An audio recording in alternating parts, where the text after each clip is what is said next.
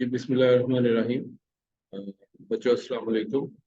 I am just going to start the lecture of engineering mechanics.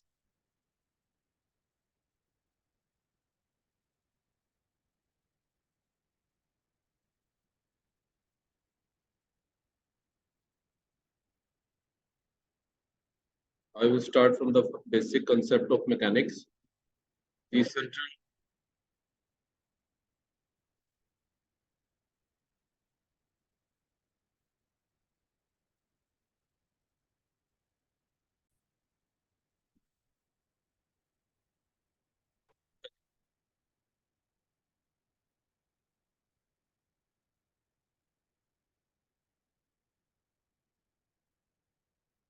we were talking about the basic concepts of mechanics. ठीक है, where we discuss about the force, mass and motion. यहाँ पर आपकी कोई कुव्वत लग रही है, कोई मास कंसिडर हो रहा है, या जिधर आपकी कोई चीजें हरकत कर रही हैं, उसकी कंसेप्ट को समझने के लिए आपको मैकेनिक्स के बेसिक कंसेप्ट्स का पता होना चाहिए। बेसिक कंसेप्ट्स ऑफ मैकेनिक्स ये है कि कोई भी चीज जो हरकत कर रही है अपने वजन के साथ, उस पर कोई जो कुव्वत अप्लाई हो रही है, इस किस्म की जो स्टडी होती है उसको हम मैकेनिक्स कहते हैं। ठीक है जी, ये सारी वही चीजें up to my all slides which you have already studied in FSC level. Force का यूनिट जो है वो न्यूटन में लिया जाता है, और ये न्यूटन खुद इटसेल्फ एक फोर्स का यूनिट है, and both of them are the best known by their facts. और ये दोनों चीजें जो न्यूटन एंड फोर्स है, ये दो चीजों पर इफेक्ट के नजरिए से जाना जाता है। जो भी कोई चीज किसी चीज पर फोर्स लगती है तो उस न्यूटन के यूनिट्स के मुताबिक उसकी मूवमेंट होती है, उस मास की मूवमेंट होती है। मास हैवी होगा तो यू नीड मोर फोर्स, ठीक है, और जो मास कम होगा तो you need low force to move that kind of item. तो ये सारा basically concept mechanics concept study के बारे में बताया जा रहा है। अच्छा जी, बेसिक कंसेप्ट ऑफ स्पेस, किसी भी जगह का जो कंसेप्ट है कि जगह है। In mathematics space is defined as the boundless three dimensional quantum which where objects can have relative positions, direction and size. Mathematics में हम एक बाउंड बना लेते हैं कि ये जगह से उस जगह तक जो फोर्स लगेगी या आइटम मूव करेगी, उसकी पोजीशन पहले क्या थी, उसके बाद फोर्स लगने के बाद उस जगह में वो जगह, उस जगह पर जो आइटम मौजूद है उस फोर्स के बाद वो कहाँ पर चला गया। ठीक है जी, उसमें everybody you know about there are the three basically dimensions X Y Z. तो जगह के मुताबिक आइटम को जब फोर्स लगाई जाती है, कोई भी आइटम है उस जगह में जब फोर्स लगती है तो at which direction it will move on the x axis, on the y axis and in the z axis. जब कोई चीज एक्स वाई जेड एक्सिस के इर्द गिर्द मूव कर रही हो, हमें फीलिंग आ जाती है कि कोई जगह मौजूद है। देखिए जी, अगर आप स्टॉप हैं और रुके हुए हैं जमीन के ऊपर, जमीन के ऊपर आप चल रहे हैं और एक मौके पर आप स्टॉप हो गए, तो अब आप कहते हैं जी मैंने आगे जाना है, मेरे पास जगह होगी तो मैं आगे जाऊंगा ना। अब उस जगह आगे जाने के लिए आपके पास एक्स डायरेक्शन, वाई डायरेक्शन, तीन डायरेक्शन होते हैं। तो कंसेप्ट जो जगह का, स्पेस का जो कंसेप्ट है कि अगर जमीन भी मूव करनी शुरू कर दे और आप हवा में मूव कर रहे हैं तो आप एक ही जगह खड़े रहेंगे। आप कहेंगे जी शायद मैं उसी जगह पर हूँ, जिधर था उधर ही।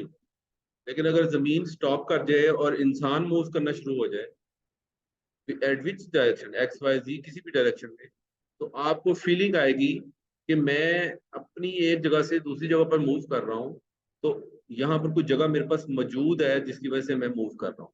ठीक है जी, डायरेक्शन कोई भी हो सकती है, एक्स वाई जी, एक्स एक्सिस के, वाई एक्सिस के, जेड एक्सिस। ये बेसिक कंसेप्ट बताया गया मैकेनिक्स में कि जगह को कैसे डिफाइन करते हैं, how you will define about the space of anything. तो मैथमेटिक्स में एक बाउंड्री की बनाई जाती है कि ये आपका एरिया है, this is your the space. इस एरिया के अंदर रहते हुए आपने मूवमेंट करनी है।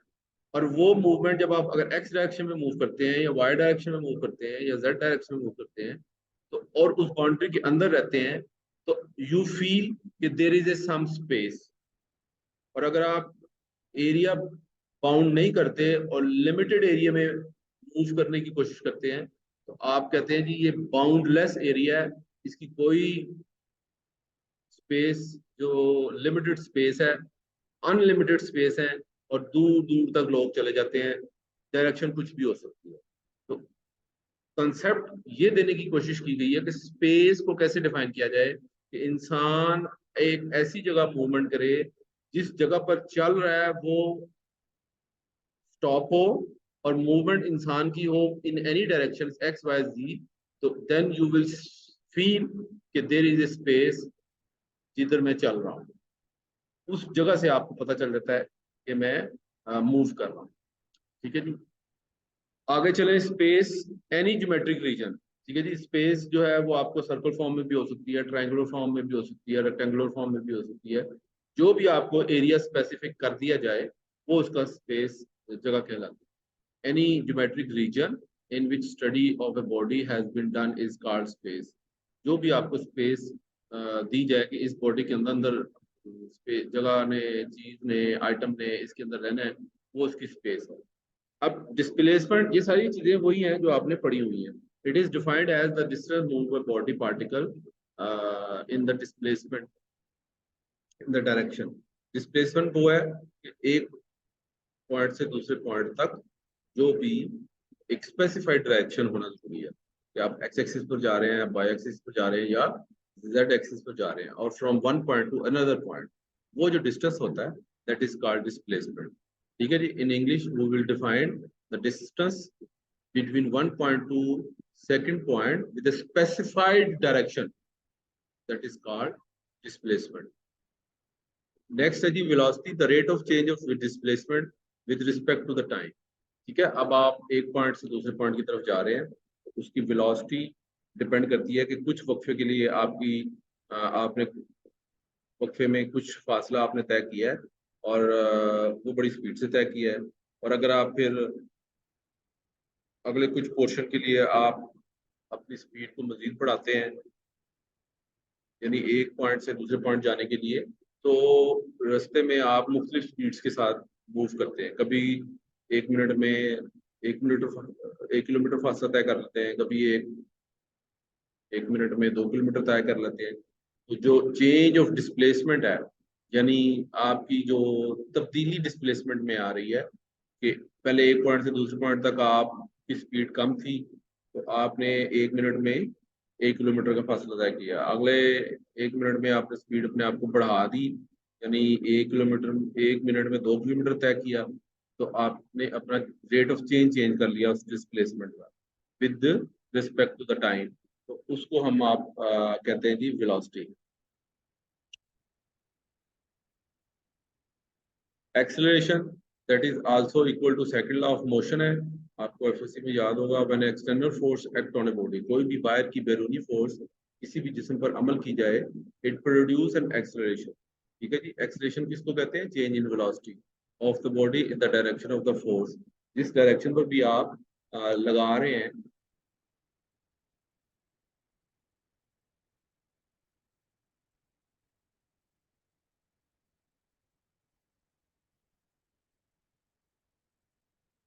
अगर आप फोर्स इस तरफ लगा रहे हैं, तो आपकी जो मूवमेंट है वो इस ईस्ट की तरफ होगी, और it depends on the velocity. अगर आप पहली फोर्स ज्यादा लगाते हैं तो आप कुछ टाइम में कुछ फासला तय करेंगे, अगर फोर्स कम लगाते हैं तो उतने ही टाइम में आप फासला कम तय करेंगे, यानी कुछ कभी वेलोसिटी कुछ, कभी वेलोसिटी कुछ, और इसी को एक्सेलरेशन कहते हैं।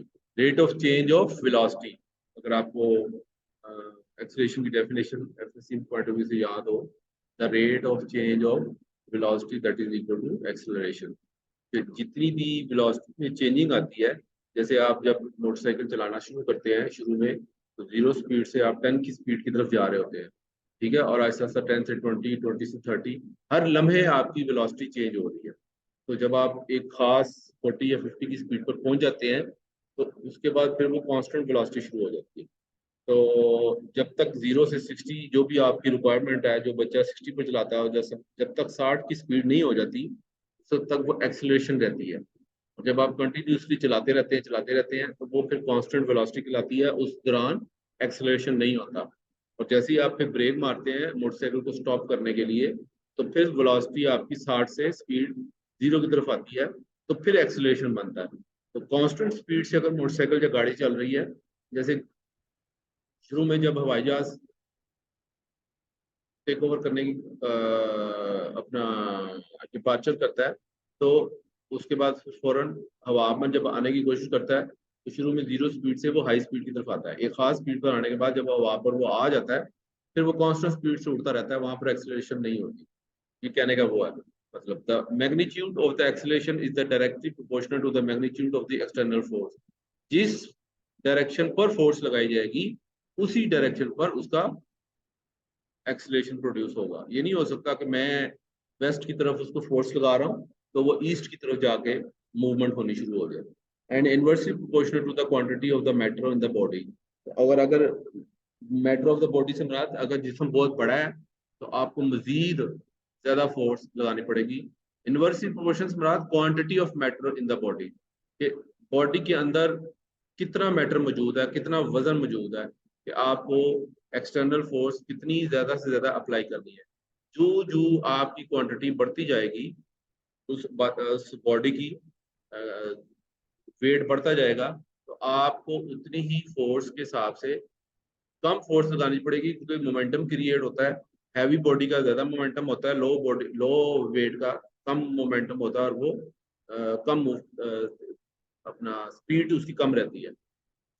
तो वो इनवर्सली प्रोपोर्शनल कहलाता है। मसलन आप पहले 2 किलो वेट पर एक गाड़ी जिसका वजन 2 किलो है उसको एक फोर्स लगा रहे हैं, तो उसके बाद एक खास रिक्वायरमेंट चाहिए आपको उसको मूवमेंट करने के लिए।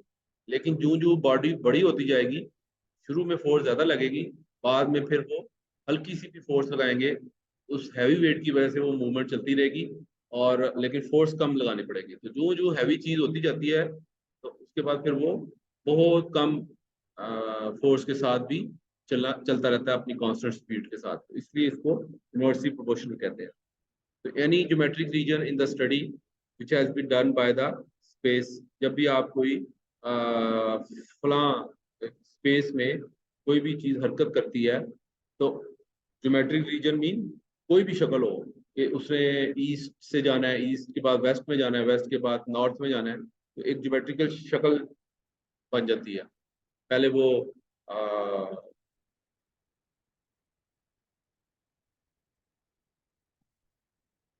पहले गाड़ी इस तरफ गई, ठीक है जी, उसके बाद फिर वो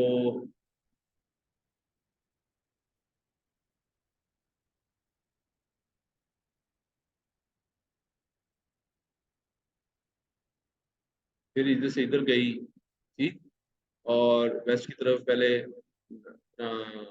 ईस्ट की तरफ गई, फिर नॉर्थ की तरफ गई, उसके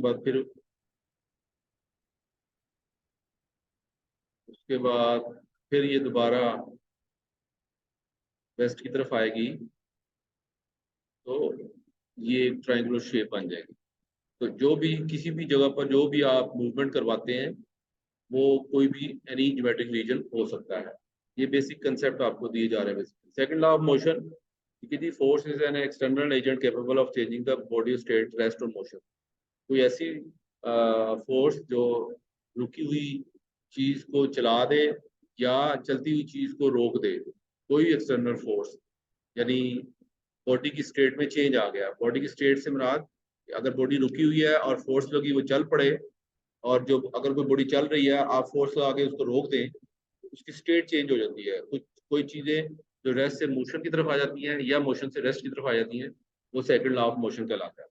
ठीक है जी। It has magnitude and direction, ये सारी चीजें, उसका अपना कोई मैग्नीट्यूड होता है, यानी कितनी फोर्स लगनी है, कितने न्यूटन लगना है, +1 2 3 इतना भी है, और डायरेक्शन भी उसकी होती है। Direction towards which the force is applied in the also known as direction of the force. जो भी force उसको apply की जाती है वो उसकी direction को भी जाहिर कर रही हो. And the application of the force is the point where force is applied. और force एक point से लगाई जाती है दूसरे point तक ताकि उसकी speed जो motion है वो constant रहे. स्केलर और वेक्टर क्वांटिटी, स्केलर में सिर्फ आपकी मैग्नीट्यूड होते हैं और वेक्टर में आपकी मैग्नीट्यूड से मुराद कि मैं 1 न्यूटन फोर्स लगा रहा हूँ, डायरेक्शन नहीं बता रहा, तो वो एक स्केलर क्वांटिटी है.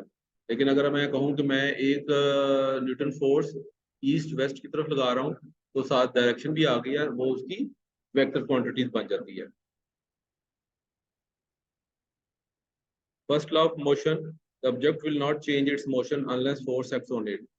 ठीक है जी, the object will not change its motion, कि अगर आप कोई भी force unless a force act on it, अगर कोई चीज स्टॉप है तो वो स्टॉप रहेगी. ठीक है जी, जब तक उस पर फोर्स नहीं अप्लाई होगी तो वो मूवमेंट नहीं करेगा. तो अगर कोई चीज रुकी हुई है तो वो रुकी रहेगी सारी जिंदगी, और अगर कोई चीज चल रही है तो वो चलती रहेगी. जमीन घूम रही है जब से दुनिया पैदा हुई है, जब तक इसको अल्लाह मियां रोकेगा नहीं उस वक्त तक ये नहीं रुकेगी. इसका मतलब ये चीज एक चल रही है तो चलती जा रही है, चलती जा रही है जब से दुनिया बनी है, आज तक नहीं रुकी. ये चीज कहलाती है Newton law of motion. Second law of motion, the force of an object is the equal to the mass times to acceleration. मतलब सेकंड लॉ ऑफ मोशन क्या है? The force of an object, जो भी आप force किसी भी object पर लगाते हैं वो इक्वल किसकी होती है? Mass time M A, F is equal to M A. अगर आपको याद हो तो कोई भी फोर्स उसके मास को देखते हुए जितना भी एक्सेलरेशन प्रोड्यूस करे वो उसका सेकंड लॉ ऑफ मोशन कहलाता है.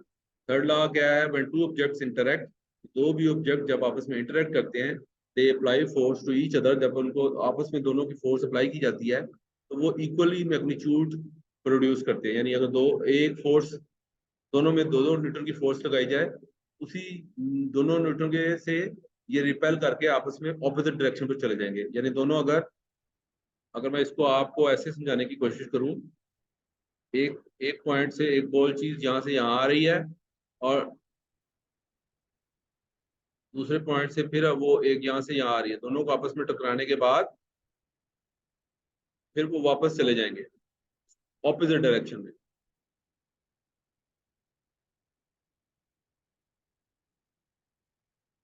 ये इस तरफ चला जाएगा और दूसरा जो बॉडी है वो इस तरफ चली जाएगी. इसको हम कहते हैं third law of motion. Okay जी, नेक्स्ट आगे है जी लॉ ऑफ ग्रेविटेशन.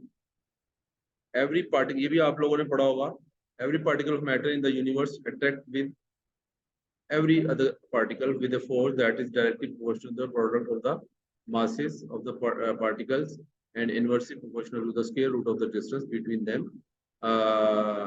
जितने भी आपके जिस्म हैं जो वजन रखते हैं और कुछ जगह घेरते हैं उसको हम कहते हैं universe, matter in the universe. वो अट्रैक्ट करते हैं दूसरे पार्टिकल को और जो उनकी फोर्स अप्लाई की जाती है वो हमेशा आप याद रखें डायरेक्टली प्रोपोर्शनल होती है the product of the masses. यानी F is directly proportional to M1 and M2 and inversely proportional to the square root of the distance यानी D square. वो over form में आ जाता है. आपको याद होगा F is directly proportional to M1 M2 over D square. वो यानी आप दो पार्टिकल जिनका वेट M1 M2 है उन पर जो फोर्स अप्लाई की जाती है वो हमेशा डायरेक्टली प्रोपोर्शनल होगी. मसलन दो पार्टिकल हैं, अगर आप उन पर ज्यादा फोर्स अप्लाई करेंगे तो हरकत ज्यादा होगी. ठीक है जी, और अगर कम फोर्स अप्लाई करेंगे तो उनकी हरकत भी कम होगी. और इनवर्सली प्रोपोर्शनल है डिस्टेंस बिटवीन देम, कि अगर आप ज्यादा फोर्स लगाएंगे तो क्योंकि वजन उनका ज्यादा है, फोर्स ज्यादा इसलिए लगा रहे हैं कि वजन ज्यादा है और वजन ज्यादा होने की वजह से उन दोनों को वो डायरेक्टली प्रोपोर्शनल होगा. इनवर्सली उनके उनका जो डिस्टेंस है उसको अगर हम स्क्वायर रूट लें, यानी डिस्टेंस दो पार्टिकल के दरमियान जितना डिस्टेंस था वो उसको अगर स्क्वायर रूट लें वो इसका इनवर्सली प्रोपोर्शनल होगा. ठीक है, ये आपने एफएससी लेवल पर उसको पढ़ा होगा. Resultant resolution of force. अब एक पॉइंट है,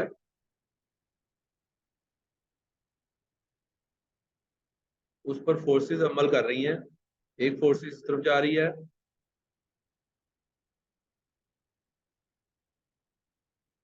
एक फोर्सेस इस तरफ, एक फोर्सेस इस तरफ जा रही है और एक फोर्सेस इस तरफ जा रही है। तो तीन फोर्सेस एक पॉइंट पर लग रही हैं। तो आपने इन सब का रिजल्टेंट निकालना है। देखें, अगर तो ये पॉइंट मूव नहीं करता, ये बॉडी है एक पॉइंट पर, एक बॉडी इसको इधर खींच रही है, एक बॉडी इसको इधर खींच रही है, एक बॉडी इसको इधर खींच रही है, और अगर ये पॉइंट मूव नहीं करता, मतलब ये बॉडी मूव नहीं करती, इसका मतलब ये है कि ये सारी की सारी फोर्सेस आपस में जमा अगर की जाए तो वो इज इक्वल टू जीरो कहलाएंगी। और अगर इन तीनों फोर्सेस के अप्लाई करने के बाद बॉडी अगर किसी भी डायरेक्शन में मूव करना शुरू कर दे तो वो उसका रिजल्टेंट जीरो नहीं होगा। तो the resultant of any number of concurrent forces का मतलब डिफरेंट फोर्सेस एक ही जिस्म पर लगाई जाएं, can be found by resolving each force into rectangular component. यानी अगर एक फोर्स है, उसका उसके दो रेक्टेंगुलर फोर्सेस बनेंगे। कौन कौन से? एफ एक्स और F Y. F X X axis के अलोंग होगा और एफ वाई वो वर्टिकल एक्सिस के होगा। तो हर फोर्सेस के आपने दो दो कंपोनेंट बनाने हैं, और अलजेब्रिकली उनको जब आपने कंपोनेंट्स को ऐड करना है तो उनका summation F X equal to zero और F Y equal to zero आना चाहिए। अब अब ये को प्लेनर से मुराद है कि प्लेन सरफेस, बिल्कुल सीधी सीधी प्लेन सरफेस है। When a number of coplanar forces acting on a rigid body, ये एक rigid body है, इस पर forces F1, इसको मैं अगर F5 कर लूं,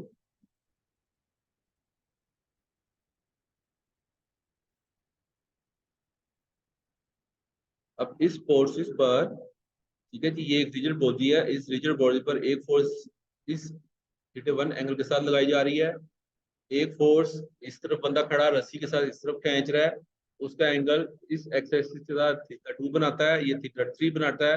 यानी एक बॉडी पर चार फोर्सेस लग रही हैं और बाकी X axis Y axis show किया गया है।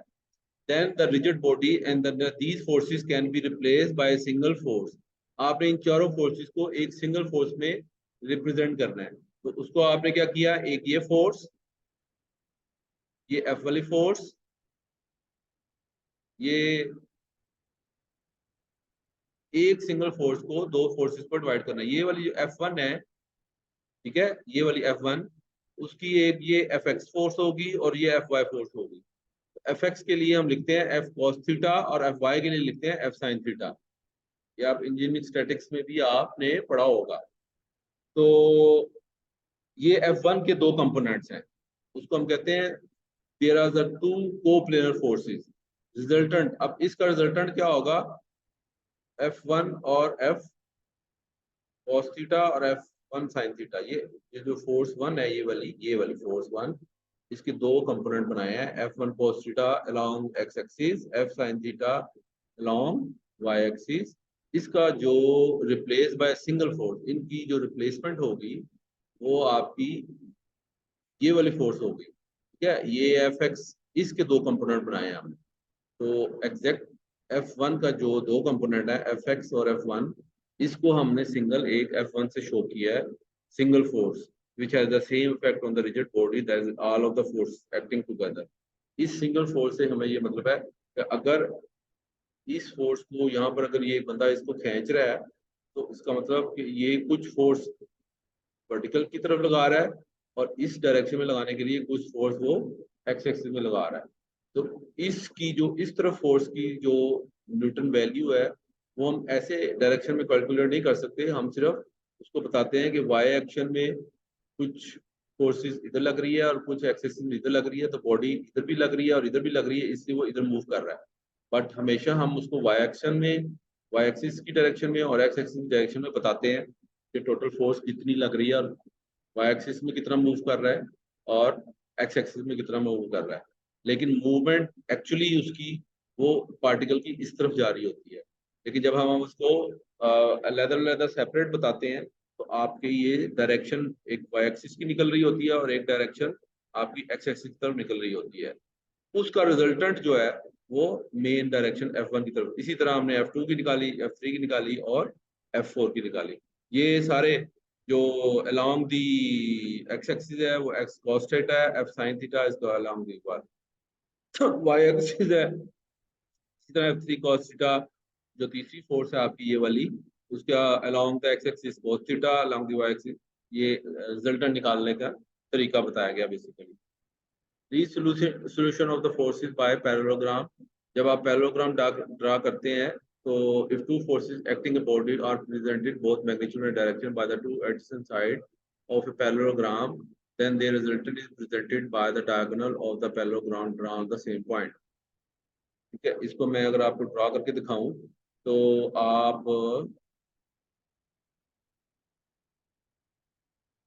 ये आपकी पैरेललोग्राम है, ऐसे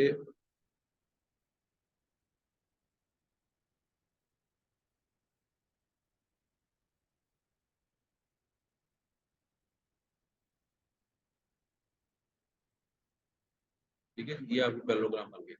तो if two forces acting on a point are represented by the, वो कहता है अगर दो फोर्सेस रिप्रेजेंट कर रही हूँ उसको मैं डिफरेंट डायरेक्शन से जाहिर करूंगा और डिफरेंट कलर के साथ, ताकि आपको समझ आ जाए कि एक फोर्स इस तरफ लग रही है, ठीक है जी,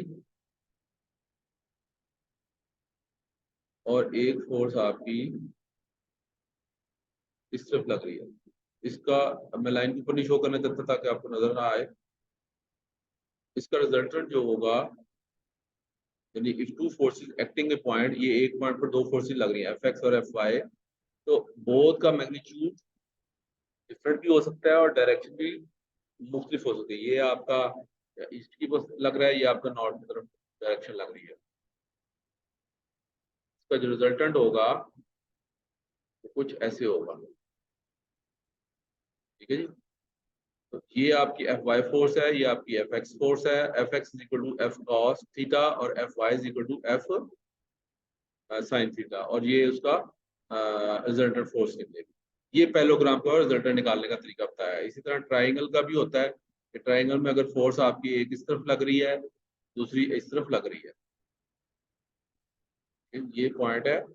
Since all three vectors are simultaneously, therefore the next external force is acting parallel to zero. Hence, if three vectors are represented by the side of a triangle in which the same order, then according to the triangle law of vector addition, their resultant is zero. कि अगर आपकी एक direction ये है और एक point आप इधर से इधर लगा रहे हैं, पार्टिकल आपका यहाँ से सी से ए की तरफ जाएगा। दो फोर्सेस हैं ए टू बी और बी टू सी, तो आपका एक्चुअल में पार्टिकल सी से ए से सी की तरफ चला जाएगा। ये उसका रिजल्टेंट निकाला हुआ है, यानी ये एक फोर्स, ये उसका दूसरा फोर्स। तो पार्टिकल यहाँ था पहले, ठीक, पार्टिकल कहाँ था, यहाँ था, उसको यहाँ से फोर्स इधर लगाएगी और इधर लगाएगी, तो आप, ये उसका रिजल्टेंट आ गया। तो जब आप पार्टिकल यहाँ से वर्टिकल नीचे की तरफ लगाई और फिर हॉरिजॉन्टल यहाँ की लगाई, तो आपका पार्टिकल यहाँ से यहाँ पर आ गया, ठीक है। लेकिन एरो इसको ए द टू वर्ड शो करेंगे, ये इसका रिजल्टेंट है, ये दो इसके फोर्सेस है। एक वर्टिकल फोर्सेस हमेशा एफ एक्स और F Y X along the axis show किए जाते हैं, और उसका जो रिजल्टेंट होता है वो जिस तरफ भी जा रहा हो वो उसकी अपनी होती है। जैसे यहाँ पर रिजल्टेंट इस तरफ को है, इस तरफ रिजल्टेंट इस तरफ को है। इसी तरह पॉलीगॉन का मतलब कोई भी डिफरेंट शक्ल की हो सकती है। अब पॉलीगॉन बनाते हैं,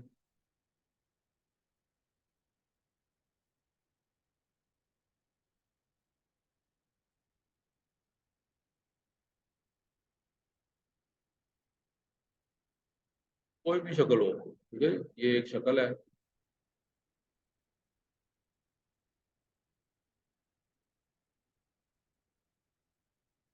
इसके कितने, एक दो तीन चार पांच साइडें हैं, कोई भी पॉलीगॉन है। तो इस पर वो कहता है जी अगर आपके एक एक फोर्स इधर लग रही हो, एक फोर्स इधर लग रही हो, एक फोर्स इधर लग रही हो, तीन डिफरेंट पॉलीगॉन से मुराद मोर देन टू साइड्स, आपका रिजल्टेंट क्या होगा। ठीक है, ये जब आप अगले पोर्शन में न्यूमेरिकल करेंगे sir, next time after mid का जो पोर्शन है वो सर करवाएंगे, वो आपको पता चल जाएगा।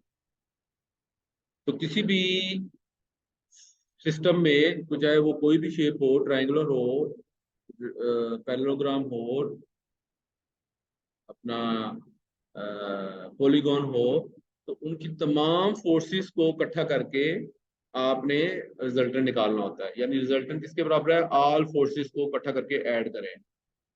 और इसी तरह ऑल, तो कोई भी उसका नाम दिया हुआ सी, ए, बी, सी, ठीक है। Result of the general spatial force system is the force R couple C R the different C के मैग्नीट्यूड के साथ उसका आपने रिजल्टेंट निकाला है। और रिजल्टेंट निकालने के लिए वो कहता है तमाम फोर्सेस सबमिशन को ऐड कर दें, ठीक है। दी vector sum of the all the, और फिर तमाम वेक्टर क्वांटिटीज को भी सम कर दें। तो उसके बाद जो फोर्सेस जिस तरफ भी जाएगी वो उसका रिजल्टेंट कहलाता है। मसलन एक पॉइंट है, उसको 6 फोर्सेस लग रही है, एक बॉडी है उसको 6 फोर्सेस लग रही है, F1, F2, F3, F4, F5, F6। आप F1 का FY1 Fx1 निकालेंगे, फिर F2 फोर्स कहीं भी किसी डायरेक्शन में लग रही है, वहाँ F2Y और F3Y और F3X F3Y निकालेंगे। F3X cos theta, F3Y sin theta. फिर चौथी फोर्स है, वहाँ FY sin थीटा और F4 cos थीटा निकालेंगे, और सबको फिर सबमिशन कर देंगे तमाम फोर्सेस को, वो उसका रिजल्टेंट निकल आएगा। जैसे ये निकाल के दिखाई हुई है, ये पॉइंट है, ठीक है जी। तो 30 न्यूटन फोर्स इधर लग रही है, 15 इधर लग रही है, 50 इधर लग रही है, और 25 न्यूटन इस डायरेक्शन में लग रही है। तो इन सब की सबको ऐड करके summation F is equal to, यानी 25 चार सारी फोर्सेस को ऐड करके डायरेक्शन निकाली जाएगी। तो जिस तरफ फाइनल डायरेक्शन सबसे ज्यादा फोर्स के साथ जा रही होगी वो बॉडी उस तरफ मूव कर जाएगी, ठीक है जी। इक्विलिब्रियम से मुराद ये है कि ये बच्चा इधर बैठा है, ये बच्चा इधर बैठा है, यानी नीचे फोर्स लगा रहा है, ये भी लगा रहा है, लेकिन ये जो आपका जो सेंटर में फोर्स लग रही है वो उसको जीरो किए जा रही है। यानी इस बॉडी ने भी जो इक्विलिब्रियम कंडीशन के लिए,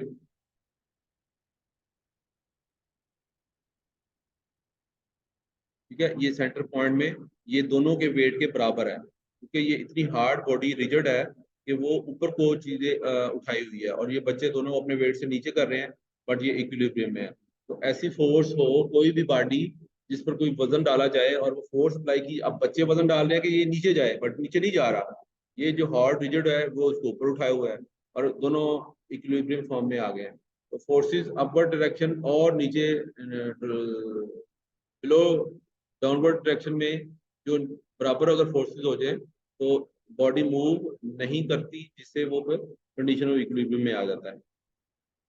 ये उसी को एक्सप्लेन किया है कि बॉडी ऑफ इक्विलिब्रियम में जब आए तो सारी फोर्सेस जो हैं वो जीरो के इक्वल चली जाती है,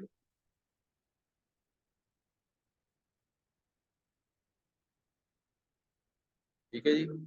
और कोई भी शेप हो, एनालिटिकल हो सकती है, ग्राफिकल हो सकती है, तो उसकी इक्विलिब्रियम कंडीशन आपको निकालने का तरीका आना चाहिए। मैं सिर्फ थ्योरी के ही क्वेश्चन इसमें से दूंगा आपको, और आपने सिर्फ डेफिनेशनें इसकी याद करनी है। 20 स्लाइडें हैं, तो 4 4 नंबर के 4 या 5 सवाल, 20 नंबर का अगर सवाल होगा तो 4 4 नंबर के मैं 20 20 नंबर का जो पेपर है आपका वो बना दूंगा। तो ये सारी एफएससी की लेवल की चीज़ें हैं, कोई मुश्किल नहीं है। आप फर्स्ट 20 स्लाइड्स करके आइएगा, इसी 20 स्लाइड में से आपका मिड टर्म एग्जाम होगा, ओके जी। उसके बाद फिर सर मैं कुछ बिजी था, और मैंने उनसे माजरत भी की थी कि मैं कुछ बिजी रहता हूँ, तो हमारा अपने प्रॉब्लम की वजह से आप लोग ज़्यादा डिस्टर्ब हुए हैं। मैं माफ़ी चाहता हूँ, बड़ा एक्सक्यूज़ करता हूँ कि मैं आपको टाइम नहीं दे सका, क्लासें नहीं ले सका। तो जिसको क्लास दी जा रही थी वो कह रही थी कि चले मिड टर्म तो आप पढ़ा दें, मैंने कुछ पोर्शन आपको करवा दिया है। मैं आपको ना ये बता देता हूँ,